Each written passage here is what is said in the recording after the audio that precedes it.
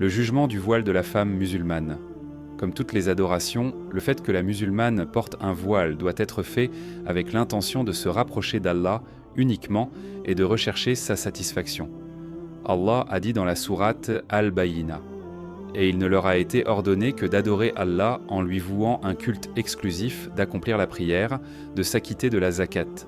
Et voilà la religion de droiture. Si une femme porte le voile avec une intention autre que celle-ci, comme par exemple le fait de rechercher l'agrément d'une autre personne quelle qu'elle soit, elle a alors commis un péché, un acte d'association à Allah. Elle doit donc impérativement se repentir et continuer à porter son voile, mais en changeant son intention.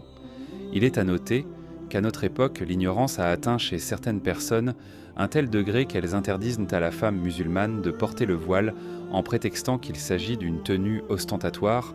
Or, l'ostentation est interdite dans l'islam. En réponse à cet argument fallacieux, il suffit de dire que, selon cette logique, tous les actes d'adoration extérieure, comme la prière dans les mosquées, le pèlerinage à la Mecque, etc., doivent donc tous être délaissés car ils sont tous ostentatoires. Il est évident qu'aucun musulman sensé ne peut accepter cette logique. À notre époque, le voile avec lequel la femme musulmane se couvre la tête est communément appelé hijab, et il n'y a pas de mal à cela. Par contre, dans les textes du Coran et la Sunna, ce terme est utilisé pour désigner la séparation entre deux choses, quelle que soit cette séparation, et pas forcément le vêtement qui couvre la tête de la musulmane.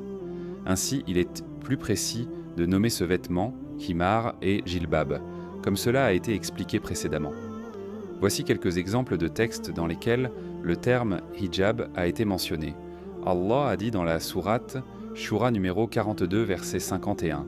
Il n'a pas été donné à un humain qu'Allah lui parle autrement que par révélation ou de derrière un hijab, ou qu'il lui envoie un messager qui révèle par sa permission ce qu'il veut.